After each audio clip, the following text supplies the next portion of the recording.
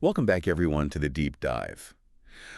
Today, we're going to jump right into something I think we all struggle with, which Mhm. is how do you actually figure things out when, you kind of know some of the information isn't really that certain. That's a great point. I mean, we all want to be in the know, right? We Yeah. want to, understand things, but it's like the world just doesn't really give us all the answers all the time Never. with complete certainty. Uh-huh. So how do we actually process all that stuff when there's always these maybes out there? Yeah. And it's like you want to be well informed, but you also want to be efficient with your time. You can't spend all day researching every single detail. So how do we sort through all that? That's really what we're looking at today. That's a great point. So this deep dive, we're looking at some really interesting research from educational psychology, and it's basically on how expressing uncertainty kind of affects what we learn and what sticks with us. So we're digging into a really interesting study here, and they investigated how those signals, like what we hear and what we see, those uncertainty cues, those influence learning and our memory. So verbal and visual cues. Got it. Exactly. So I guess the big question here is, how do these different signals of uncertainty actually impact what we learn and what we end up remembering, right? Yeah. Because I feel like that's pretty relevant to everyone, no matter what you're doing. Like if Y- if you're reading some kind of complex report for your work, or if you're trying to follow some kind of debate about science, or even just trying to piece together, what happened with some historical event, Right. there's always these levels of confidence in the information. Exactly. And the study we're going to kind of dig into today used a really tangible example. They had people learn about archaeological reconstructions of ancient Pergamon, so they're learning about stuff, but it's not just these abstract facts. Yeah. It's these visual representations of buildings that don't exist anymore, or at least, aren't fully intact.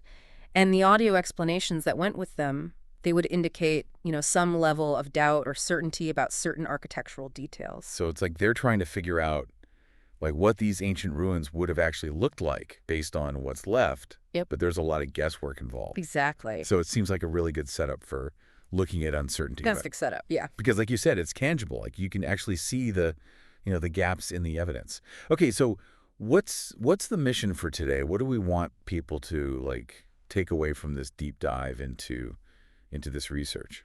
Our mission, if you will, is to pull out the key insights from this study so that our listeners can better navigate uncertain information Right. in their own learning and just in their decision making. Okay, so it's about becoming more aware of how uncertainty is shown to us and how that might, influence what we end up remembering. Okay.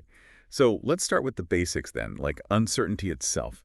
Even in areas where we think of it as being all about the facts, right? Like science, things aren't always so black and white. They're not. That's a critical point, and this research highlights that. Uncertainty in science, it isn't just one single thing. Okay. So sometimes, think about it this way, sometimes the data itself might be flawed. Right. Other times, we might just be missing pieces of the puzzle. Yeah. Maybe the information we have kind of points in different directions. Some uncertainty comes from, making predictions, and even just the person or source giving us information can introduce uncertainty. That makes a lot of sense. It's like if the foundation is shaky, or, if the messenger isn't that reliable, then there's automatically some level of uncertainty there. Exactly. Yeah. Another way to think about it is like levels of uncertainty, right? So Okay. you might have a small amount of uncertainty because a measurement isn't perfectly precise. Then you have a medium level when something's incomplete, like you have some data, but not all of it. Right. And then you get to a high level of uncertainty when you're making inferences or you're making predictions based on what you know. Yeah. Things like whether different sources agree or how credible a source is, those all play a role. So I guess a slightly off measurement is a little uncertain. A report with some missing pages is more uncertain, and trying to, figure out what happened millions of years ago is highly uncertain. Exactly. Okay. And the research also points out, more nuanced ways to classify uncertainty. Okay. For example, there's the uncertainty that's inherent in the scientific process itself. Like our understanding is always evolving, right? Our understanding is always evolving. It There's is. uncertainty when different experts or sources give these conflicting accounts, and sometimes we're uncertain simply because we have gaps in the evidence. Right, right. And then other times, it's due to technical limitations in how we measure things or how we model things. It's like a whole, I don't know, spectrum of different flavors of, like, we're not entirely sure, but it's for all these different reasons. Exactly. And there was another, I think, another kind of way of thinking about it that we came across in the research, right? Yeah. They distinguish between uncertainty, that's just the unpredictable nature of some things. Okay. Uncertainty that comes from our lack of knowledge, Right. which we could potentially fix by learning more. Yeah. And then uncertainty about how well, like, our models even represent reality. Wow. So when you encounter something uncertain, it could be uncertain for a whole bunch of different reasons. Right. So it's not just this simple, we don't know. There are all these reasons behind it. And so this kind of highlights that when we're trying to be, well-informed, it's important to understand why something might not be completely certain. Yeah. Right. Exactly. And this connects directly to your interest in getting a thorough understanding. Knowing the kind of uncertainty involved is key to forming, well-reasoned opinions. Right. You need to know why that maybe is there. It's not enough to just know that there's a maybe. You have to know why. Yeah. Okay, so we've established that uncertainty is complex. Yes. But how do we actually, show that uncertainty when we're sharing information? This is where a framework that the research talked about was really helpful. Okay. So when you're communicating that something is uncertain, Okay. you need to think about who is communicating. What exactly is uncertain? So is it the topic, where the information comes from, how much uncertainty there is? How is that uncertainty expressed? So is it in words? Is it numbers? Is it visuals? Who the audience is, and what do you want the effect to be? Like, how do you want this to affect their understanding, their trust, or their decisions? So it's not just like a simple, I'm not sure, there's all this context around it. And they gave some good examples in the research, like a weather forecast. Right. Think about, a weather forecast talking about the path of a hurricane. Mm-hmm. So the meteorologists, they're the who. They're communicating about the uncertain future track of the storm, that's the what, and they're doing it based on, weather models and data with inherent limitations. That's, where the information comes from. And that leads to a range of possible paths. That's how much uncertainty there is. And this is often shown using like a cone on a map that widens over time along with probabilities of the storm being in different areas. That's how it's expressed. And this is aimed at the general public, the who, to help them prepare while understanding that the exact path isn't really known. That's the intended effect. Okay. That really lays it out really clearly. So how does this relate to our ancient Greek architecture example? So in that case, the archaeologists or the historians, they're the who. They're communicating about how a temple might have looked. That's the Oh. The uncertainty comes from, the fact that they have incomplete physical evidence.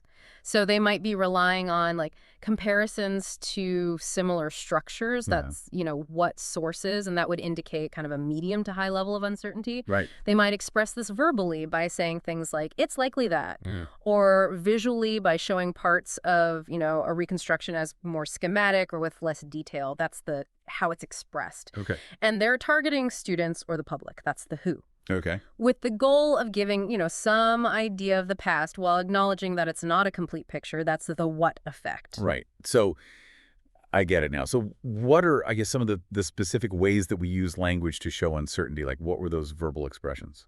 So language gives us a lot of tools, and the research called these tools lexical hedges. Lexical hedge. These are words or phrases that basically make a statement less definitive. And so they're signaling some degree of uncertainty. Okay. So think of words like could, might, or maybe. Verbs like suggest or appear. Adverbs like possibly or probably. And even nouns like chance or adjectives like likely.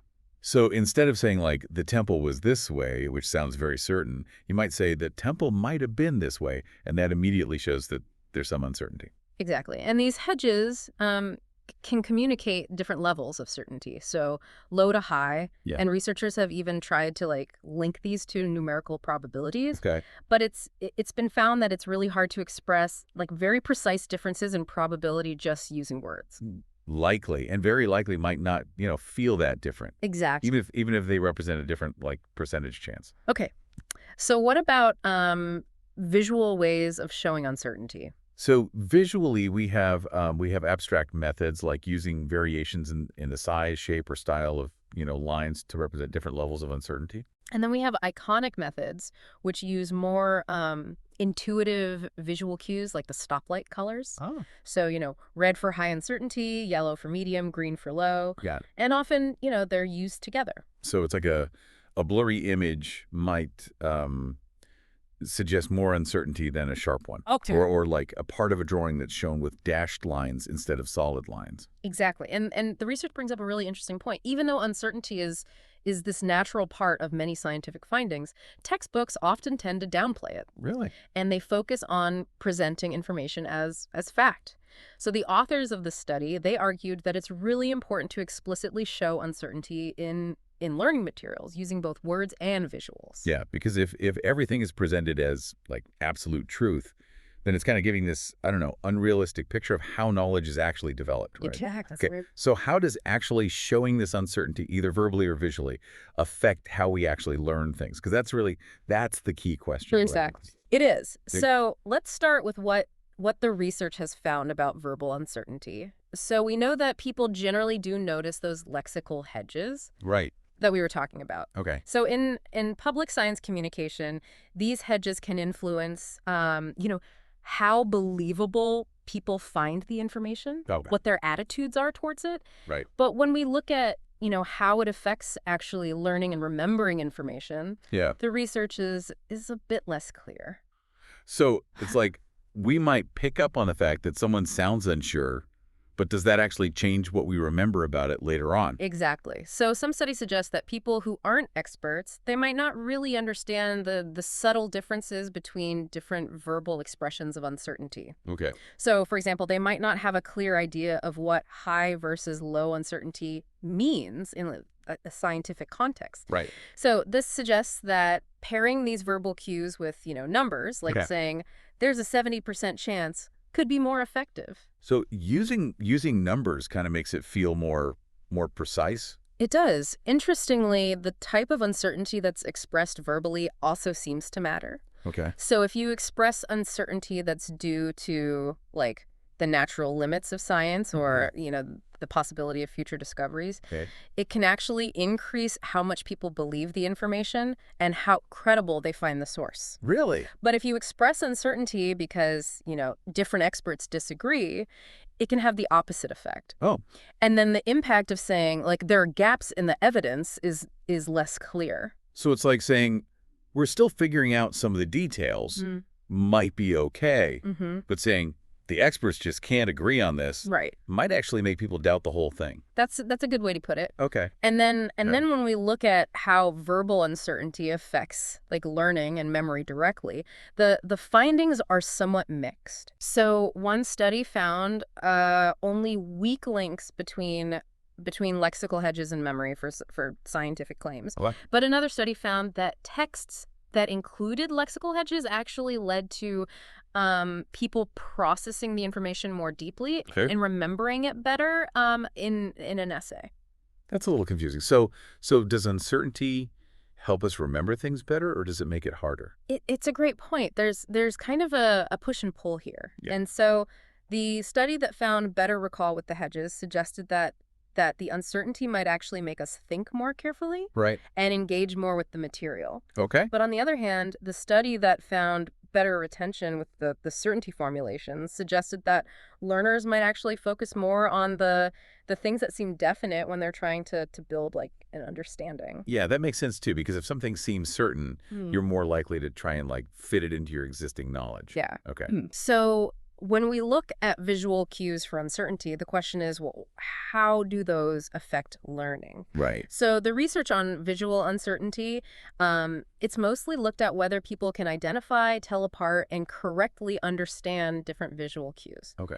And studies have found that iconic symbols, like those stoplight colors we talked about, Right. are often seen as slightly more intuitive than abstract, like geometric symbols. Okay. However, people can generally learn to interpret both types accurately. Okay. So like a red blob might make us think uncertain Yeah. more easily than like a slightly wobbly line. Right.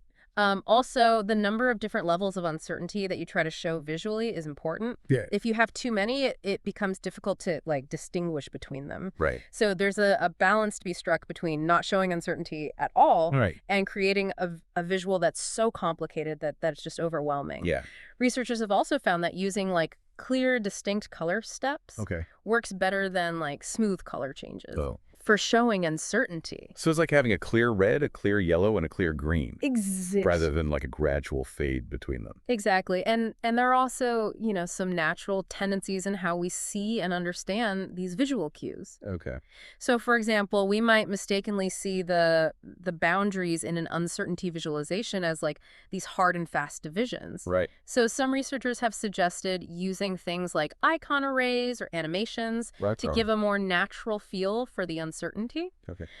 They also point out the value of using visual cues like blurriness or transparency that kind of build on our everyday experiences with uncertainty. So it's like we have this visual language for uncertainty that we've kind of picked up from things like, I don't know, weather maps, or even just like a fuzzy photo. Exactly. And some visual techniques, they actually make uncertain data less visually prominent Oh, interesting. in order to draw attention to the more certain information. Yeah. And this can be useful in some situations, like when you're making decisions where avoiding risk is key. So like a map might show, the areas where the data is solid, like really in sharp detail, but then it might blur out the areas where the data is less reliable. Exactly. But when it comes to how verbal and visual uncertainty together affect learning, Right. specifically like memory and understanding, there hasn't been a lot of research. Most studies have just looked at whether people can identify or interpret the cues. That seems like a pretty big gap because you'd think that's where a lot of the interesting stuff is happening.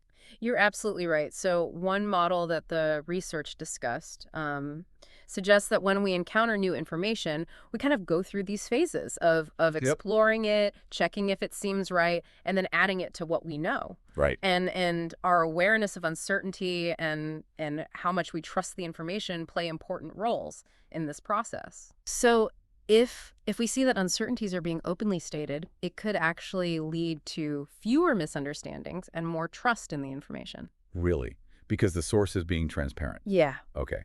So being open about uncertainty can actually build trust. It can, because it's kind of a signal of honesty Okay. and a nuanced understanding.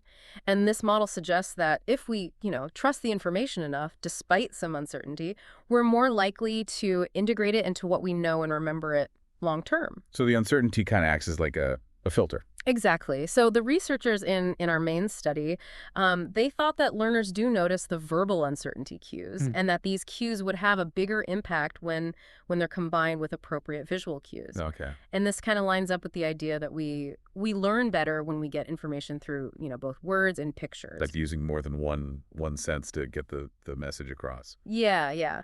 They also considered that our brains might initially assume that information is true and only later evaluate how certain it is. And we might actually use like how plausible something seems as a quick way to decide how much, mental effort to put into it. Right. So since plausibility is related to certainty, they thought that highly certain information might actually get processed more deeply. Right. And highly uncertain information might even be ignored. So it's like we mentally file the sure things and then maybe just skim the maybes. Exactly. There's also this idea that we kind of store information as a fact with a little tag that says how certain it is. Okay. However, these uncertainty tags, they might fade over time, leading us to remember uncertain things as if they were certain. Right. So the researchers proposed that presenting information with both words and visuals Okay. might help us remember those uncertainty tags better. Okay, so this brings us to the study itself. Yeah. The one that we're talking about with those archaeological reconstructions in ancient Pergamon. Right. So why was archaeology like a a good place to study this? Well, archaeology is perfect because it naturally involves a lot of uncertainty. Right. So reconstructions, they're based on different kinds of evidence, from, actual physical remains Hmm. to educated guesses based on like similar sites. Yeah. And one researcher pointed out that the evidence can actually range from, very strong to weaker analogies. Right. And this fits with the idea of uncertainty due to gaps in the evidence Yeah. Okay. and our incomplete knowledge about the past. So I guess when they're reconstructing a temple, like some of the columns might be based on like actual pieces that they found, Yeah, but the roof might be, more of a best guess right. based on other buildings from the time. Exactly. And to be accurate, it's important for visualizations of these reconstructions to somehow show these different levels of certainty. Right. So the study mentions different ways this is done in archaeology, like using grayscale, simplifying the shapes of uncertain parts, using different styles of lines, and those stoplight colors we talked about. Yeah, yeah. We've seen those in other areas too, like, red, yellow, green to show like different levels of confidence. Exactly. And one argument is that color is a very efficient way to communicate this because it uses this, widely understood visual code. Right. And research supports this, showing that stoplight colors can effectively communicate how trustworthy something is considered to be. Okay. But there's a potential downside. Using color might actually make it harder to remember the exact location of things in the scene. Yeah, so you might remember that like the red pillar was uncertain, but you might not remember exactly where it was. Exactly. Another approach is to use what's called geometric contrast. Geometric So, constellation. so here, certain elements are shown in detail, while uncertain ones are represented by, the simpler, more abstract geometric forms. And this way, the uncertain content isn't shown in as much detail. And the researchers thought that this might actually make it harder for people to learn about those uncertain parts. So it's like a very like blocky basic shape Hmm. would signal uncertainty. Exactly. Okay. So the study wanted to see how all these different, visual ways of showing uncertainty, along with those verbal cues in the audio, Right. affected what people learned about these archaeological reconstructions and how well they actually remembered the uncertainty itself. Exactly. So they created this learning environment about the temples of Athena and Demeter in Pergamon. Okay. And the audio descriptions, they used words like, uncertain medium and certain Right. to indicate the level of confidence for different architectural elements. Right. And then the visual ways of showing uncertainty, those were varied across different groups of participants. Okay. So some people saw no visual cues. Okay. Some saw the stoplight colors. Okay. Some saw geometric contrast. Okay. And some saw both. So some people just heard the audio, others saw colors on the buildings, some saw, the simplified shapes, Right. and then some saw both. Exactly. And then they measured several things.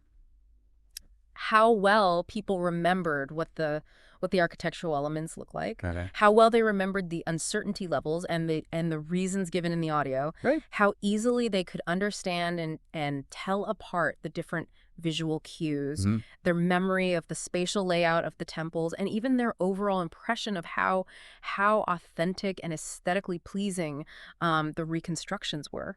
And the study had several specific predictions about how these different ways of showing uncertainty would affect learning and memory. Okay. So let's hear it. What did they actually find? So first, they confirmed that people remembered the architectural elements that were described as certain much better than those described as uncertain or of medium certainty. Huh. They also remembered the uncertainty levels and the reasons for why those elements were better for the certain elements.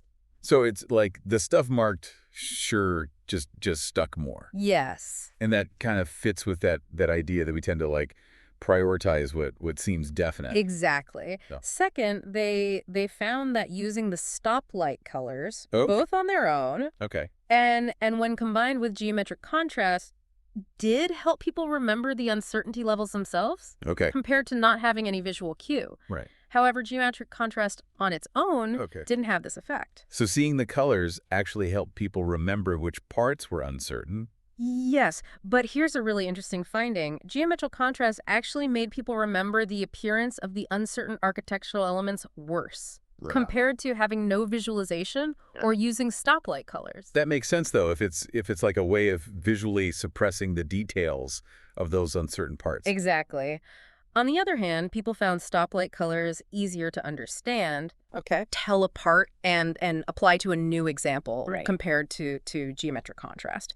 So the color coding. And red, yellow, green is a pretty universal signal. It is, and the idea that combining both visual methods would be less helpful wasn't really supported by the results. Yeah. And surprisingly, they didn't find any effect of the different visualizations on how well people remembered the spatial layout of the temples, or on how authentic or aesthetically pleasing they found them. So whether it was like colored or blocky didn't really change how well they remembered where things were or how good it looked to them. Exactly. That's a bit unexpected. It is. So when we look at, what these findings mean, it seems that learners do pay attention to the uncertainty cues, Awesome. and they tend to focus more on the information that's presented as certain. Right. And uncertainty might act as a signal that something's less important to remember in detail.